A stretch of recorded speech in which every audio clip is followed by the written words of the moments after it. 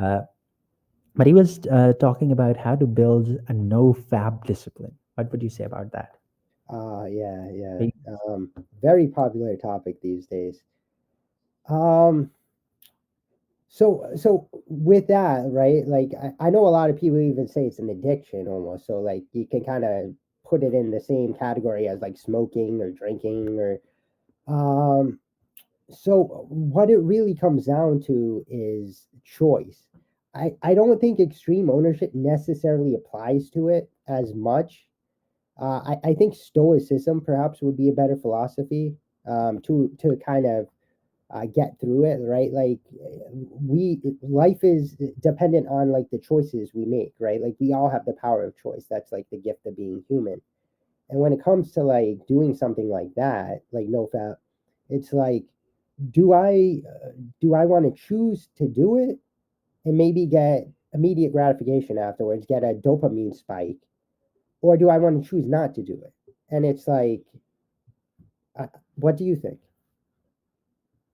Yeah, definitely. I feel that as well. That first of all, the thing that Ryan is actually hinting at here is that a lot of the hype around NoFap is it's really there are studies which will actually I was mentioning this with Ryan before the live as well, that there are studies, there is a study, I don't know how effective, how true it is, but it shows that you can increase your testosterone by 200% if you just if you don't fap for about, I think it was 10 days or something.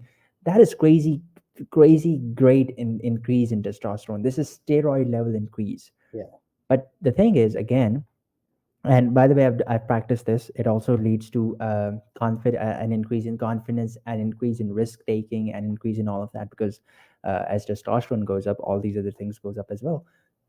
But I would say that the hype actually leads to a thing where, and it's actually generally true with this, is that when you do it, there's something called, I don't know, it's called the post something guilt. Okay, there's this it's called post nut clarity. Okay, yeah, so you do have that thing where it's like you have that guilt. It's like, oh my god, what did I do, and all of that. right, I right, feel, right? I feel that, and NoFap, this whole movement around it can actually increase that a lot. That guilt, we would say, I would say that it is really counterintuitive. It doesn't, it is not helping you. It's just one thing that you did. Yes, definitely, if you keep doing it and you're addicted to it, that is something that you sure, should keep in point. But right, more than that, if you want to build a discipline around that, as Ryan said, it's a choice. It's your choice.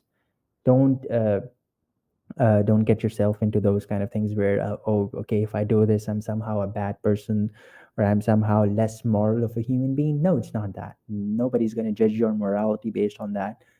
It's just if you feel that that thing is so addicted to you, that it's so addictive to you that it is coming at the cost of other things, then yes, it requires doing that.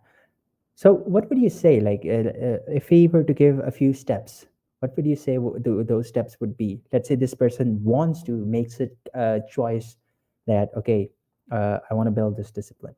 yeah, yeah. So the first thing I would do is stay off of any sites or stay away from any Yep. temptations that might make you feel that way, right? Because there's a lot of stuff out there these days, even in stores like advertising and marketing. And geez, I see ads all the time on Facebook, and there's like this hot college girl, and she's wearing very little clothes, and it's for like deodorant and stuff. And I'm like, my God, what is this? What is the world coming to?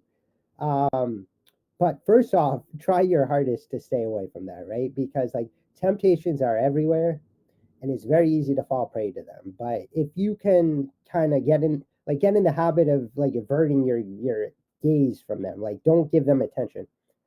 But if you do, I think what could possibly help is I mean it sounds comical, but perhaps imagining like your grandma or somebody else, like put somebody's face on there that it's like, oh, I don't want to picture my grandma like that. What the hell? Like, or it doesn't have to be your grandma. It could be like your sister or something. And it's like, it sounds a little crazy, but I mean, hell, I guarantee you're not going to want to do that if you're seeing your sister.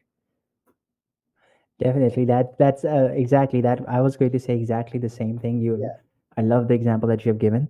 That it what it does, it is comical, it is like nonsensical as yeah, well. But it what it really does is, if you're in that pattern, your brain has this pattern. yeah, This example is very good at breaking that pattern. It can. I tell people to, for example, I tell people to go for a run. Right. yeah, I tell people to yell something or scream something if they do have that temptation and they feel that they're going down that slope again. yeah, But it's much more productive to imagine your grandma or your sister yeah, than yeah, screaming or yelling or running. So yeah, so right, definitely that breaks that pattern, and then replace that with doing something. I would add on to that is that, first, get rid of as many temptations as you can. But if you have a temptation, this is what you do: you break the pattern. And other than that is like you replace that. The thing about habits is, once you form a habit, it can only be replaced, you cannot end it. yes, It's the way your brain works, is that you can only redirect that. You can only redirect that trigger to a certain different thing. You cannot end it. So you yeah. can build a, what would be, I would say that, Ryan, I would ask you, and what would be a good example of replacing that with? Instead of doing that, um, well, like you said, a run, or you could go out for a walk or do something physical that would literally take your energy off of it.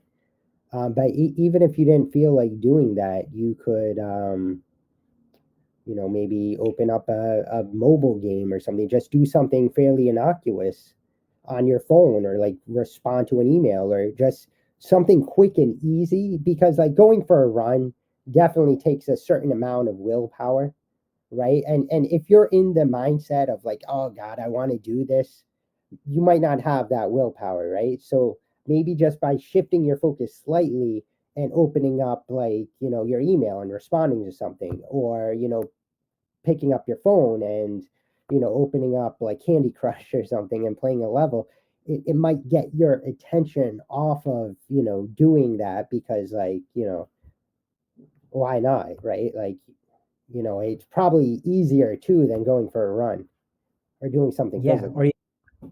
you can do one push up, like that's a good Well, example, right, yeah, right? yeah,